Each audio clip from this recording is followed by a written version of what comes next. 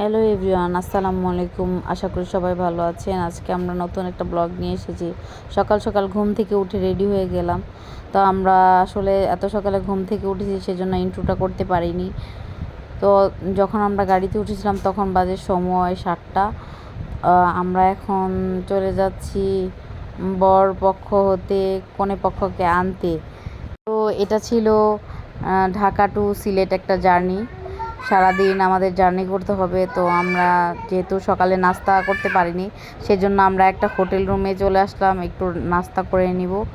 তারপর আমাদের গাড়িটা ছেড়ে দিল। এখন আমরা চলে আসছি মেবি রাস্তার একটা মাঝখানে, যখন ছেলে মানে জামাই যে, তো সে শেরওয়ানি পরে নিবে, সেটা আমাদের চাচাতো ভাই হয়। তো আমরা সবাই একটা গাড়িতে সব ফ্যামিলি মেম্বাররা বসেছিলাম। তো এই তো আমার ছোট্ট খালামণি দেখিয়ে দিলাম সবাইকে। দেন সোয়াদের পাপার কাছে বসেছিল। সবাই এই প্রকৃতিটার জন্য আসলে অপেক্ষা করে থাকি, যারা আসলে আমরা ঢাকাবাসী আছি। তো এখানে গ্রাম বাংলার পরিবেশটা আসলে দেখতে অনেক সুন্দর লাগে। আর এখানে সব কিছু আমরা এখন একটু সব গাড়িগুলোর জন্য অপেক্ষা করছিলাম। আমরা মোটমাট 7টা গাড়ি নিয়ে বের হয়েছিলাম। তো যেহেতু কনে পক্ষের বাড়ির সামনেই চলে এসেছি, আর জামাইয়ের গাড়িও পিছনে আছে, তো আমরা ওয়েট করছিলাম কনের পক্ষের বাড়ির সামনে এসে। তো আমরা আসলে জার্নিটা খুবই এনজয় করেছিলাম। পিছনে আরও 3টা গাড়ি ছিল। তো এই তো জামাইয়ের গাড়িটা আপনাদেরকে দেখিয়ে দিচ্ছি। এটাও আসলে একটু কাছে এসেই সাজানো হয়েছিল। এর সামনেও একটা গাড়ি ছিল। দেন যেহেতু এখানে এসে ফুলগুলো সাজিয়েছিল, তাই একটু ঠিকঠাক করে নিচ্ছিল।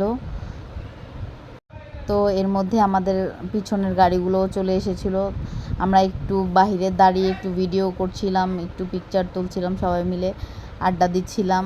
এখন আমরা সবাই আবার গাড়িতে উঠে কনেদের বাড়ি চলে যাব। আর কনে আমাদের সম্পর্কে আমার খালা হয়ে থাকে, আমাদের চাচাতো ভাই। তো একটু সম্পর্কটা যেহেতু একটু উল্টা পাল্টা হয়ে গিয়েছে, তো এখন কেউ বলে খালা ডাকতে, কেউ বলে আবার ভাবি ডাকতে। তো এখন আমরা সম্পর্কটা টানাপোড়া চলে এসেছে। যাই হোক, এটা কোনো ব্যাপার না। তো আমরা এই গাড়িতে আবার উঠে পড়ছি। এই তো সোয়াদ যেহেতু রাস্তার মধ্যে বমি করেছিল, ওর বাবাকে ফ্রেশ করিয়ে দিচ্ছিল। আর ওইখানে মরিয়মকেও ফ্রেশ করিয়ে নিচ্ছিল, কারণ ওকে মাঝ রাস্তায় খাবার খাওয়াতে হয়েছিল, যেহেতু ছোট বাচ্চা। তো আমরা এই যে চেক করে নিচ্ছিলাম মিষ্টিগুলো ঠিকঠাক আছে কি না, যেহেতু আমরা ঢাকা থেকে নিয়ে এসেছিলাম। আর ওই দিন অনেক গরম পড়েছিল। আর এখানে পরিবেশটা আপনাদেরকে দেখাচ্ছি, রাস্তাগুলো খুবই সুন্দর। আর আমি এখানে গাড়িতে বসেছিলাম। এখানে আমাদের পাশে আমাদের সাথে একটা কাকি উঠেছিল। তো এই তো আমাদের গাড়ি এখানে সবাই চলে এসেছিল, কিন্তু এখানে একটা রাস্তা ছিল যেখানে গাড়িগুলো ঢোকানো যাচ্ছিল না। তো আমাদের একটু হেঁটে যেতে হবে সামনের দিকে। তো আমরা সবাই একসাথে নেমে দেন একটু পথ পায়ে হেঁটে যেতে হবে। তো এই তো আমরা সামনের দিকে হেঁটে যাচ্ছিলাম। আর আমি যেহেতু প্রথমবার এসেছি, তো আমি এই রাস্তাটা চিনতাম না। আমার বোন, আমার আম্মু আগে এসেছিল, ওনারা সবাই এই রাস্তাটা চিনে। তো এই তো জামাই চলে আসছে এখান দিয়ে, তো আর কোনো গাড়ি যাবে না। তো ওর জন্য একটা অটো ঠিক করা হয়েছিল। এই তো আমরা যাচ্ছি সামনে। মেয়ে বাড়ির পক্ষ অলরেডি ওনারা গেটে অপেক্ষা করছে আমাদের জন্য। আসলে এরকম দূর দেশে বিয়েটা আসলে অনেক এনজয়েবল হয়ে থাকে। যেহেতু অনেক দূরের পথ, মাঝ রাস্তায় অনেক জ্যামেও পড়েছিলাম। তো এই তো আমরা হেঁটে যাচ্ছিলাম। আর আমি যেহেতু প্রথমে আছি, সেক্ষেত্রে আমি মানুষদেরকে জিজ্ঞাসা করতে যাচ্ছিলাম যে আসলে বিয়ে বাড়িটা কোন দিকে। আর এখানে সবাই বলছিল সবার নাকি খুব ভালো লাগছে। আমাদের আসার কথা ছিল না। দেন আমরা ডিসিশন ছিলাম যে আমাদের যেতে হবে, গেলে অবশ্যই সবাই একসাথে অনেক মজা হবে। তো আমরা সবাই একসাথে একটা গাড়িতে বসে গিয়েছিলাম। সবাই এক একজন এক এক কথা বলছিল, বাট জিনিসটা খুবই এনজয়েবল ছিল। আর ওনারাও বলতেছিল যে প্রথম ওনারাও কেউ কেউ গ্রামে এসেছে। আবার যারা অনেক আগে এসেছিল বা অনেকেই বলতেছে ওনাদের অভিজ্ঞতার কথা। যেহেতু এটা অনেক লং জার্নি ছিল, তো যেহেতু আমার ছেলে মানে সারাদিনই বমি করেছিল, তো ভাবলাম যে আজকে রাতটা আমার মামা বাড়িতে থেকেই যাব, আজকে যাব না। এই তো কোনো পক্ষেরা গেটের সামনে ওয়েট করছে জামাইয়ের ফিতা কাটার জন্য। এখানেও অনেক ধরনের নিয়ম আছে, যেহেতু ঢাকাতে এক ধরনের নিয়ম, গ্রামে আরেক ধরনের নিয়ম। আর আমার নানি যেহেতু কনের পক্ষ থেকে এসেছিল, আমার নানিও বসেছিল এখানে। তো আমরা খাবার টেবিলে সবাই বসে পড়তেছিলাম, সবাই আসলে ভাবতো। এখানে এসে দেখা হয়ে গেল আমার খালামণিদের সাথে, তো সবার সাথে একটু কথা বলে নিয়েছিলাম। আর ওনারা যেহেতু ওনারা ক্যামেরার সামনে আসবে না, তাই জন্য আমি ক্যামেরাটা একটু নিচের দিক করে রাখছিলাম, যেহেতু ওনাদের সাথে অনেক দিন পর দেখা হয়েছে। আর এটা হচ্ছে আমার ছোট্ট খালাতো বোন, ওর নাম হচ্ছে তাইবা। ও অনেক দুষ্টু একটা মেয়ে, বাট খুব ভালো।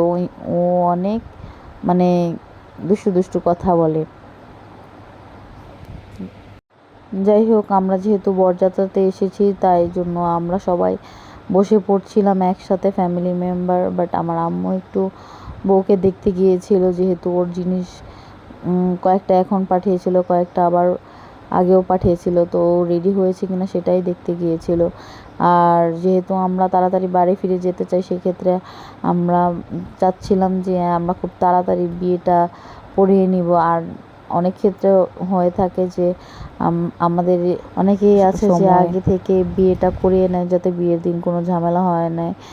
আর যেহেতু এটা অনেক দূরে ছিল, এই জন্য বিয়ের দিনে ওদের বিয়েটা পড়ানো হবে। তো এই তো ওরা এখন গেট ধরছিল, সবাই মিলে কথা কাটাকাটি হচ্ছিল, যেমনটা বিয়ে বাড়িতে হয়ে থাকে। তো আমরাও একটু দেখে আসছিলাম যে কি হচ্ছে এখানে। যাই হোক, জামাইকে তো বসায় রাখছে, কখন না কখন ঢুকতে দেয়। তো আমরা যেহেতু বসে একসাথে খাওয়া দাওয়া করবো, তো আমরা টেবিলে সবাই চলে আসলাম। আর এখানে বউয়ের আরও কতগুলো জিনিস ছিল, সোনার গয়না ছিল, এগুলো বুঝিয়ে দেওয়া হচ্ছিল। যেমনটা বিয়ে বাড়িতে হয়, এক একজনের এক এক ধরনের কথা, এক একজন এক এক ধরনের মতামত দান করে। এগুলো অবশ্য সব বিয়ে বাড়িতেই হয়ে থাকে, যেমনটা জুতা চুরি করা, হাত ধোয়ানো, গেট ধরা, এগুলো তো সব বিয়েতেই শালা শালি যারা থাকে তারা কমন একটা ব্যাপার। তারা চাঁদাবাজি কিছু টাকা আর কি আদায় করে নেয়। তো এই তো আমরা সবাই একসাথে বসে গিয়েছিলাম, আর আমাদের অলরেডি টেবিলে খাবারও সব চলে আসতেছিল, তো আপনাদেরকে দেখাই দিব। আর স্পেশালি একটা কথা না বললেই না, এই বিয়েতে আসলে আমাদের খুব ভালো একটা আপ্যায়ন করা হয়েছিল। বিশেষ করে আমি যতগুলো গ্রামের বিয়ে খেয়েছিলাম, সবচেয়ে বেশি ভালো এটাতেই পেয়েছিলাম। যেমন বাবুর্চি ভালো ভালো রান্না করেছিল। আর আমরা যেহেতু আগে থেকেই আমার আম্মু বলে দিয়েছিল যে ভালো বাবুর্চি দিয়ে রান্না করাইতে, আর যাতে আমাদের ঢাকা থেকে যারা এসেছিল সবাইকে যেন আপ্যায়নটা ভালোভাবে করে, সেদিকেই খেয়াল রাখা হচ্ছিল। আর এই তো কনে পক্ষের সব জিনিসপত্রগুলো ওনাদের মুরব্বীদের কাছে দেওয়া হচ্ছিল, কারণ অনেক কিছু ব্যাপার স্যাপার থাকে যেগুলো আসলে মুরব্বীর কাছে দেওয়াটাই বেশি বেটার। এই তো জামাই বাবাজি মুখে রুমাল দিয়ে বসে রয়েছে, মাশাল্লাহ ওকে খুব ভালোই লাগছিল। এই তো আমার আম্মু আর এখানে একটা খালবউ ছিল, উনি সবাইকে এগুলো দেখিয়ে দিচ্ছিল। আর এখানে একটা দুলাভাই ছিল, উনিও সব কিছু বুঝে নিচ্ছিল, যার যার কাপড় চোপড়, ইভেন গয়নাগাটি সবগুলো বুঝে দিচ্ছিল। বউয়েরটা আলাদাভাবে আর একটা লাকিজে ছিল। তো আসলে খুব এনজয় করেছিলাম দিনটা। আর শেষ মুহূর্তে আসলে যে কনে পক্ষ, তার বাবা অবশ্য মানে বেশি টেনশনে ওনার মাথা ঘুরিয়ে গিয়েছিল, উনি স্ট্রোক করার মতো একটা অবস্থা হয়েছিল, তখন একটু হযবরল হয়ে গেছিলো। তাই জন্য আমি আমাদের নানু বাসায় চলে গিয়েছিলাম, যেহেতু ওনারা আরও দেরি করে বাড়ি ফিরবে। এই তো আমাদেরকে দিয়ে দিয়েছে, এখানে ছিল ডাল দিয়ে বড় হাড্ডি, আর এখানে ছিল রোস্ট চিংড়ি, পোলাও, গরুর মাংস আর ছিল দই। এখানকার আসলে গ্রামের যে দইটা দেওয়া যায় এটা খুবই মজাদার ছিল। তো আমরা বলেছিলাম আমাদের এখানে কাউকে বেড়ে দিতে হবে না, আমরা নিজেরা নিয়েই খাবো। তো আমরা বসে বসে খাবার দাবার শেষে আমরা একটু বাহির দিয়ে ঘোরাঘুরি করছিলাম। দেন আমরা ওনাদের থেকে বিদায় নিয়ে আমরা আমার মামার সাথে চলে যাই। অবশ্যই আমাদের পরের ব্লগটা দেখতে চোখ রাখবেন আমার চ্যানেলে। আর ইনশাল্লাহ আপনাদের সাথে ভালো ভালো ব্লগগুলো শেয়ার করব। এই তো বিয়েটা সম্পূর্ণ হয়ে যাচ্ছিল, দেন লাস্ট মুহূর্তে কোনো বিদায়ের পালা চলে আসবে। তারপর জামাই বউকে একসাথে বসিয়ে দেওয়া হলো আর সবাই মিলে ছবি আর ভিডিও তুলছিল। দোয়া করি যেন ওদের সংসারটা সুখের হয় আর দুজনে একসাথে সবসময় এভাবে মিলেমিশে থাকতে পারে। তো ব্লগটায় এই পর্যন্তই, দেখতে থাকুন।